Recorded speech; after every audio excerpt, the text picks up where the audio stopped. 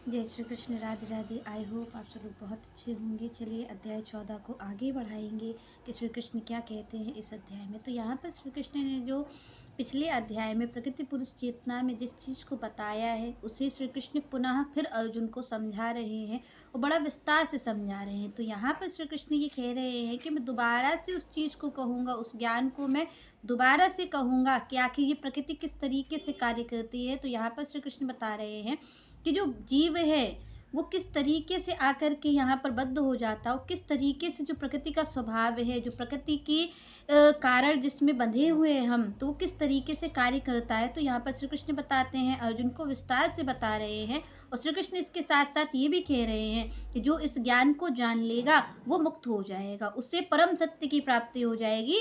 जो इस ज्ञान को समझ लेगा कि आखिर क्या है, किस तरीके से कार्य करता है। क्योंकि यहाँ पर श्री कृष्ण कहते हैं कि मेरी प्रकृति है और प्रकृति से जब तक कोई जीव मुक्त नहीं हो जाता है तब तक मेरी प्राप्ति को नहीं कर सकता। तो यहाँ पर इस अध्याय में श्री कृष्ण ये समझाएंगे कि आखिर उनकी प्रकृति क्या है, किस तरीके से वो कार्य करती है, किसको मानना चाहिए। क्योंकि आप और हम क्या समझते हैं कि भगवान की माया क्या है। भगवान की माया सिर्फ हमें लगता है कि धन ही भगवान की माया है, या जो आसपास हमारे लोग हैं वो भगवान की माया है। तो यहाँ पर श्री कृष्ण स्पष्ट रूप से बताते हैं कि भाई मेरी प्रकृति है कहाँ। तो यहाँ श्री कृष्ण इस चीज़ को समझा रहे हैं कि आखिर इस प्रकृति से मुक्त कैसे हुआ जा सकता है। तो यहाँ पर श्री कृष्ण विस्तार से कह रहे हैं कि अगर कोई इस प्रकृति में बद्ध हो जाता है उसके बाद उसकी मुक्ति का साधन क्या है, वो किस तरीके से वो मुक्त हो सकता है, और भगवान की माया क्या है, इस चीज़ को भी श्री कृष्ण बता रहे हैं कि आखिर ये प्रकृति है क्या। तो यहाँ पर श्री कृष्ण कहते हैं, इदं ज्ञानम उपाश्रित्यमं सामर्थ्यम आगता सर्वे अपि न उपजान्यते प्रलये न विचिन्तित च। तो यहाँ पर श्री कृष्ण कह रहे हैं कि इस ज्ञान को, जिस ज्ञान को मैं कहने वाला हूँ कि ये प्रकृति क्या है, यहाँ पर श्री कृष्ण कहते हैं कि अगर प्रकृति के इन 3 गुणों को कोई समझ लेता है, जिस ज्ञान को मैं विस्तार से बताने वाला हूँ उसको श्री कृष्ण कह रहे हैं कि अगर कोई समझ लेता है तो उससे क्या होगा। तो श्री कृष्ण कहते हैं कि उससे उसका जो स्वभाव है, उस ज्ञान से जो उसका स्वभाव है, श्री कृष्ण कहते हैं मेरे जैसा हो जाएगा। वो जो जीव है जब इस चीज़ को जान लेगा, इस परम सत्य को जान लेगा, तो उससे होगा क्या, उससे ये होगा कि श्री कृष्ण कहते हैं उस ज्ञान से उसका स्वभाव मेरे जैसा हो जाएगा। तो यहाँ पर श्री कृष्ण कहते हैं कैसा स्वभाव हो जाएगा कि ना तो उसको जन्म के समय ऐसा नहीं होगा कि वो जन्म के समय उसको कुछ हो रहा है कि भाई जन्म के समय वो आनंदित हो रहा है, और ना मृत्यु का भय रहेगा। या श्री कृष्ण कहते ना तो किसी चीज़ का भय रहेगा और ना आप किसी चीज़ के लिए आनंदित होगे। जिस ये भी जो आपके अंदर भय है, जो आपके अंदर एक अपना पराया की भावना है, श्री कृष्ण कहते हैं इससे मुक्ति पाने का ही ये साधन है, ये जो ज्ञान है जिसको श्री कृष्ण बता रहे हैं।